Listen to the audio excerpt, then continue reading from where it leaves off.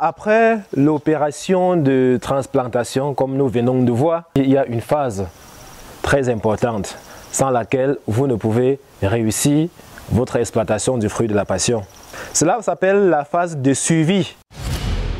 Donc c'est la phase qui va aller jusqu'à la récolte. Pour cette phase, il faut savoir que vous avez 4 opérations majeures à respecter pour espérer avoir les récoltes à partir de 8 ou bien 10 mois en fonction des contextes agroécologiques auxquels vous appartenez. Et parmi ces 4 opérations, nous avons la propriété. Le fruit de la passion n'aime pas la saleté. Lorsque je dis la saleté, il s'agit des herbes avec qui ces derniers doivent faire la concurrence. Donc, le fruit de la passion n'aime pas la concurrence avec les autres plantes telles que les herbes non désirables.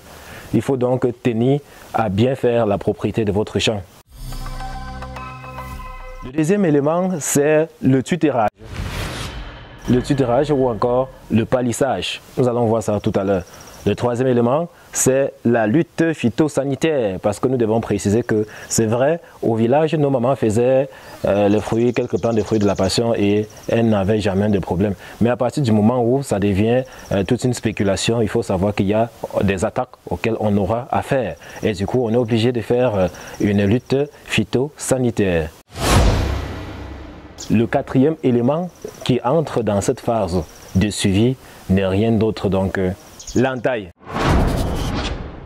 Voilà, ça va consister juste à sectionner les lianes non désirables de nos différents plants. Donc, sans toutefois tarder, nous allons passer à la première opération de suivi, qui n'est rien d'autre que la propriété ou bien le nettoyage. Donc, observez vous-même comment notre exploitation se présente. Vous allez voir comment tout est propre là. Tout est propre parce qu'on prend le temps de nettoyer. Oui, vous pouvez utiliser n'importe quoi, que ce soit vos mains. Si c'est les petits herbes, vous pouvez utiliser les mains.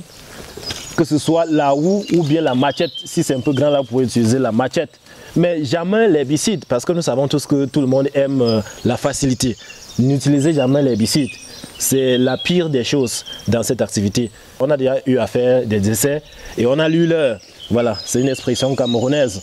On a lu l'heure après avoir utilisé l'herbicide sur ces affaires-ci là. Utilisez la machette, vos mains ou bien la houe pour retirer les herbes indésirables. N'utilisez jamais l'herbicide.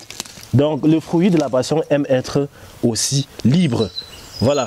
Beaucoup se posent souvent la question de savoir pourquoi est-ce que, ou du moins comment est-ce qu'on doit lutter contre l'envahissement des reptiles dans des exploitations des fruits de la passion. Parce qu'il se pourrait que les reptiles adorent beaucoup cette affaire. Oui, l'une des causes de l'envahissement de vos champs par les reptiles aussi, c'est la saleté, la présence d'herbes. Donc lorsque vos champs sont propres, ces reptiles ont même peur de venir justement s'y faufiler. Parce que en faufilant dans des zones vraiment propres, ils sont tellement mis à nu et à vue. On peut facilement les traquer. Et eux aussi le savent. Donc une autre façon de lutter contre l'envahissement de notre exploitation par ces reptiles déjà, c'est de faire ce nettoyage répétitif. Voilà, tâchez à ce que votre champ soit toujours propre. Cela permet d'éviter la concurrence entre vos plants et les herbes indésirables d'une part, et de lutter contre l'envahissement de votre champ par les reptiles d'autre part.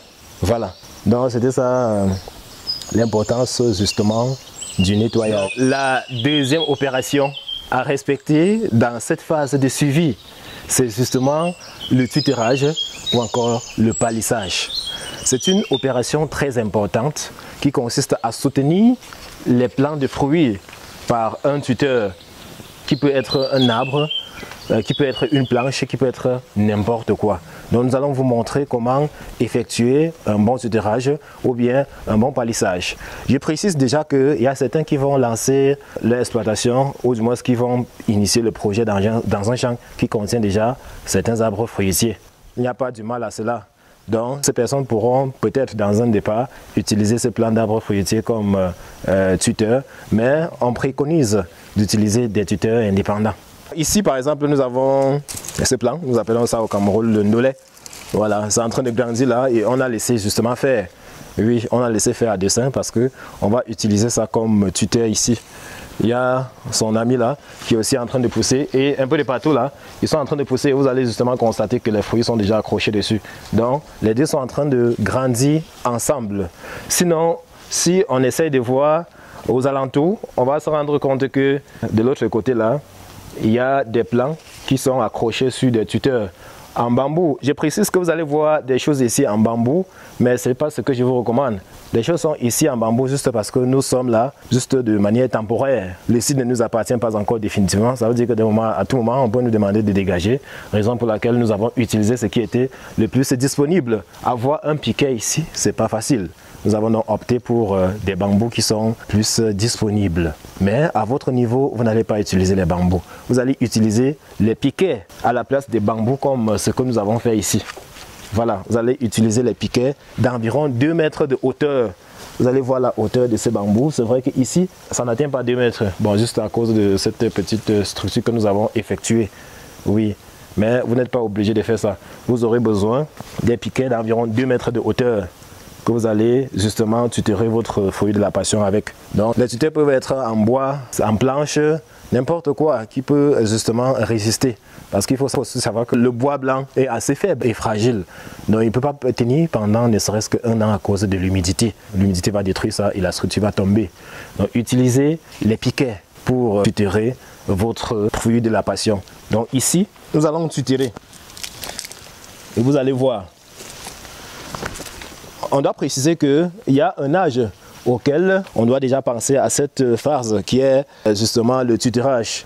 Pour tutorer votre fruit, vous n'allez pas attendre qu'il atteigne justement la taille de ce que vous voyez là. Si vous attendez que ça atteigne cette taille, vous aurez échoué parce qu'il va prendre plutôt la peine de se développer au sol et c'est dangereux lorsqu'il se développe au sol. Donc regardez par exemple ici, voici justement un fruit qui a déjà l'âge d'être tutoré. Je ne vais pas forcément vous dire attendez 1 mois ou bien attendez 2 mois parce que tout va dépendre du suivi. Donc ça dépendra justement de la pluviométrie. Ça veut dire le volume ou bien la taille de votre plant va dépendre de la pluviométrie. Ça va dépendre de la quantité des nutriments. Ça va dépendre même de votre type de sol. Voilà, c'est pourquoi je ne veux pas dire après 1 mois passer faire le tutorage.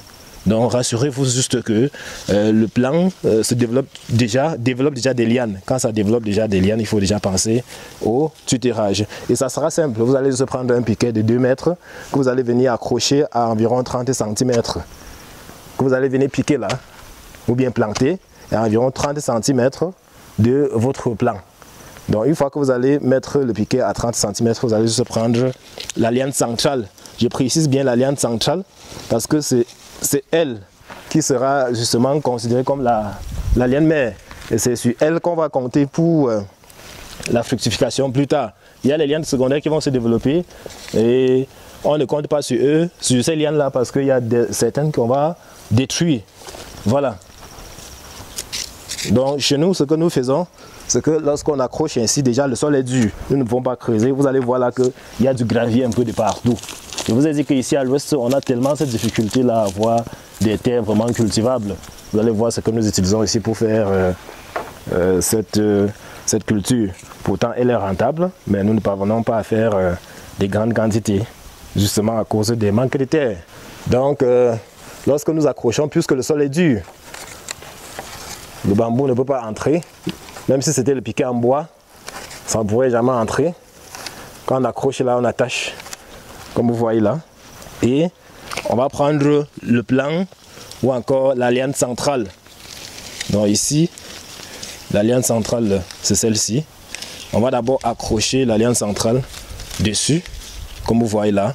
On pourra prendre 2 lianes secondaires. Par exemple ici, on accroche aussi.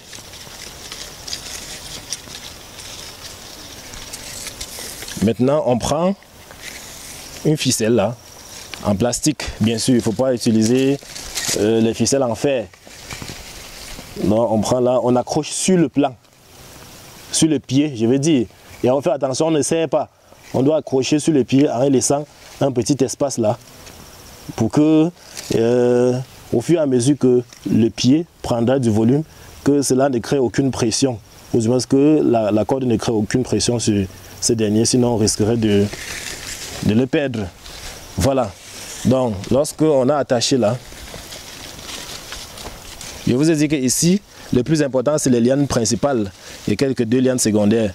Les lianes tertiaires, là, on va sectionner après dans l'opération qu'on va appeler l'entaille. Voilà. Donc, c'est juste 2 lianes qui sont importantes ici. Donc, lorsqu'on accroche là, on va mettre la corde. On va mettre la corde là. Pour conduire ceci au sommet.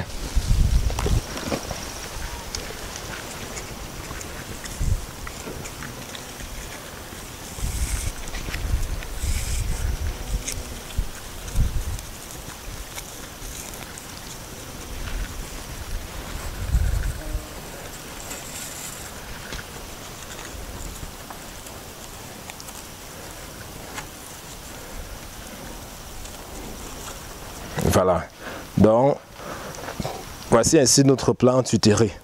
Vous allez constater qu'il y a encore les lianes là qui sont éparpillées. C'est ici parce que même le tutérage se fait en quelque sorte tardivement. Oui, en principe, on ne devrait pas attendre qu'il y ait développement des temps de lianes avant de passer à cette opération de tutérage. Quand il y a déjà 2 lianes qui se dégagent là, c'est déjà bon, on peut déjà faire l'opération. Voilà, pour ne pas détruire des lianes ayant déjà consommé assez d'énergie pour rien. Donc, comme vous constatez là, on a tutéré et les lianes primaires et secondaires vont désormais se développer. Et on va passer de temps en temps les orienter vers cet arbre ou bien ce poteau ou bien vers cette corde jusqu'au sommet. Voilà, donc je précise que c'est à ce niveau parce que déjà la taille ici doit être de 2 mètres. Et ce n'est pas forcément pour dire que votre fruit doit se développer à une hauteur de 2 mètres. Vous pouvez arriver à une hauteur de 1,5 mètre et vous créez en quelque sorte un petit toit, comme ce que nous sommes en train de faire là, afin de vous faciliter justement la récolte le moment venu. On ne peut pas mettre tout ceci à 2 mètres, ça sera compliqué au moment de faire la récolte. Donc nous montons jusqu'à 1,5 mètre là et nous arrêtons. Donc vous voyez que les lianes vont monter et arriver à 1,5 mètre là, elles vont donc se développer. Justement pour prendre les différentes passerelles que vous êtes en train de voir. Donc une fois que vous avez tutéré ainsi, votre fruit va continuer de grandir. Voilà, donc il va grandir là et au fur et à mesure vous allez passer vous rassurer que le tuteur le tient jusqu'à ce qu'il atteigne le sommet, comme vous êtes en train de voir. Donc quand il atteint le sommet, vous pouvez désormais l'orienter là sur les différentes passerelles que vous voyez. Je précise que ici, le travail n'a pas encore été achevé parce qu'on a juste mis les barres parallèles là. On a juste mis les barres verticales, on va aussi mettre les barres horizontales parce qu'à ce niveau, les lianes se développent ainsi horizontalement. Donc nous allons créer aussi des verticales. Nous sommes encore en train de réfléchir si c'est le bambou que nous allons utiliser ou bien c'est des cordes qu'on va utiliser de façon horizontale afin de faire un peu comme vous voyez de l'autre côté plus en haut. Donc en haut là vous allez constater que c'est sous forme de carreaux. Oui, là-bas ça se développe très bien. Mais ici, puisque même le bambou sur lequel on comptait aussi a en quelque sorte eu une pénurie ou bien connu une rupture, nous sommes déjà en train de réfléchir comment plutôt utiliser les cordes pour créer des horizontales ici, afin de créer une sorte de grille sur laquelle les lianes vont se développer une fois qu'elles auront atteint le sommet. Donc, je précise que le fruit de la passion, c'est une plante qui adore le soleil. Raison pour laquelle il faut forcément créer cette structure-là pour permettre à ce dernier de pouvoir capter davantage ce soleil-là. Donc, c'est en développant les différentes lianes-là qu'elles auront cette possibilité-là de pouvoir capter suffisamment du soleil. Voilà. Donc, vous allez faire comme vous êtes en train de voir là chez vous. Vous allez utiliser n'importe quoi. Utiliser le bois, utiliser les piquets, utiliser les lattes, voilà, ou encore les pêches. Ça ne dérange pas. Vous allez choisir en fonction de ce qui vous est plus disponible. Oui, j'ai fait quand même confiance à ceux qui sont dans les forêts là, parce que quand même là-bas on ne manque pas de bois. Chez nous, nous ne sommes pas en forêt, on est en pleine ville. Nous sommes dans la ville de Tchang, donc c'est difficile d'avoir les piquets ici. C'est pas chance qu'on a eu les bambous. Comme vous êtes en forêt, vous aurez la possibilité d'avoir vraiment les piquets de choix. Et les piquets de calibre aussi. Donc si vous avez même un piquet de 10 cm de diamètre ou bien de 15 cm de diamètre, il n'y a pas de souci. Donc plus votre piquet sera gros et volumineux, plus il va résister. Voilà, sa durée de vie sera donc longue. Ne faites pas ce que nous sommes en train de faire ici. Je vous ai dit, nous faisons tout ici par manque de moyens. Vous allez voir que nous faisons même la culture sur du gravier. Nous faisons la culture sur du gravier justement par manque d'espace.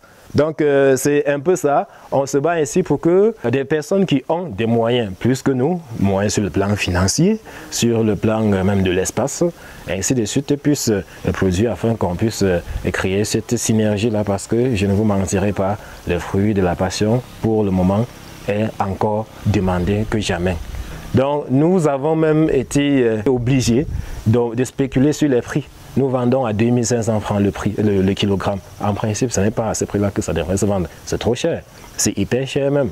À 2500 francs le kilogramme, c'est hyper cher. Et on le fait ainsi juste parce que ce n'est pas disponible. Sinon, si on avait suffisamment de fruits, même à 1000 francs le kilogramme, on serait en train de gagner à 100% même.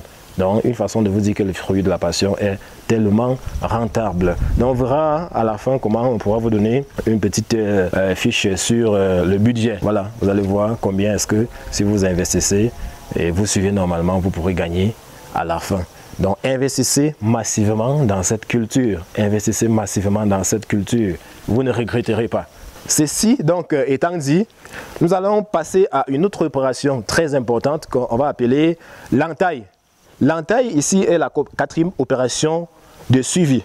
Il est à préciser que l'entaille consiste à enlever, ou du moins à détacher les petites lianes, ou bien les lianes tertiaires, je dirais, justement qui viennent s'accrocher sur le plan primaire et secondaire.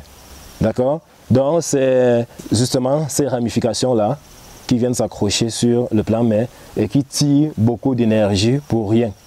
Donc nous vous conseillons, une fois que vous allez vous lancer, de tenir à détacher ces différentes lianes-là afin de laisser la liane primaire se mouvoir tranquillement.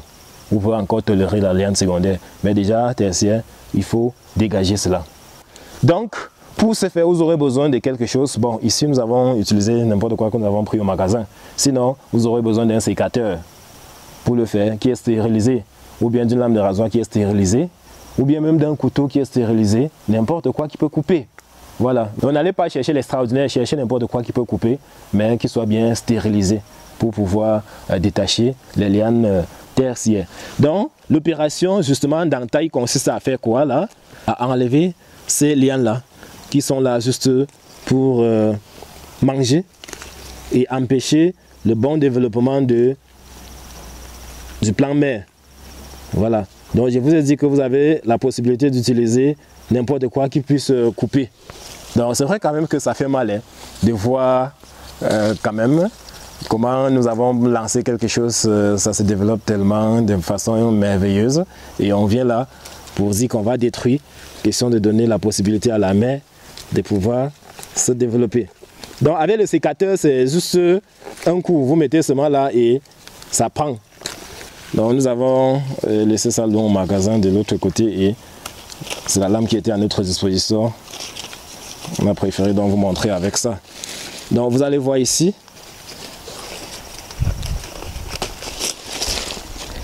Et une fois même qu'on détache ça, vous allez constater que ça devient de plus en plus encore propre. L'un des avantages aussi de cette opération aussi, c'est toujours d'éloigner les reptiles. Parce que c'est de ça que beaucoup ont peur lorsqu'ils veulent se lancer dans cette activité. Beaucoup ont peur des serpents. Voilà, on comprend, beaucoup ont peur des serpents. Il faut enlever les herbes régulièrement. Il faut entailler vos plants pour rendre ces derniers propres.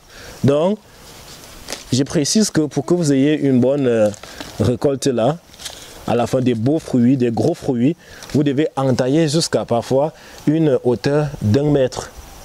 Voilà. Donc vous devez entailler jusqu'à 1 mètre avant de lâcher le plan mère justement se mouvoir tranquillement. Donc vous entaillez jusqu'à 1 mètre. Ça veut dire que ceux-ci là, vous les enlevez.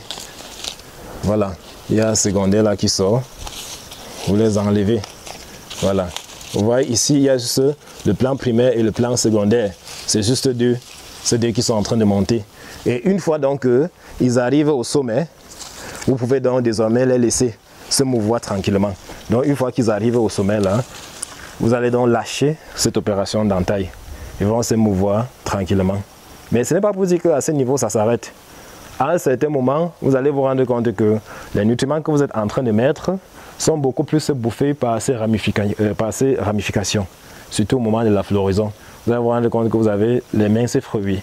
Cela voudrait tout simplement dire qu'il y a trop de lianes qui ne servent à rien. Donc, ils sont seulement là pour bouffer les nutriments, pour bouffer de l'énergie. Vous allez venir encore essayer de détacher, n'est-ce pas, ce qui ne sert à rien. Bon, à ce niveau, on n'a pas besoin de détacher. Ça, c'est lorsqu'on a déjà conduit le fruit jusqu'au sommet, là, on doit maintenant attendre au moment de la fructification. Donc, venez voir les lianes qui ne fructifient pas. Ces lianes sont tout simplement énergivores. Donc, vous allez identifier les lianes qui ne fleurissent pas au moment de la grande floraison et aussi les détacher comme nous sommes en train de faire. Donc, c'était ça l'opération d'entaille. Ici, c'est la même chose que nous allons faire. Ça, c'est le plan primaire. Comme vous voyez là, on envoie en haut. Et tout le reste ici ne sert à rien. Tout le reste ici pour le moment ne sert à rien parce qu'il va juste créer une touffe. Donc on va détacher tout ça. Ça fait très mal. Donc quand on coupe, on a l'impression que c'est son doigt qu'on est en train de couper. Mais c'est une opération dont on ne peut pas se passer. Voilà. Donc on détruit tout ça.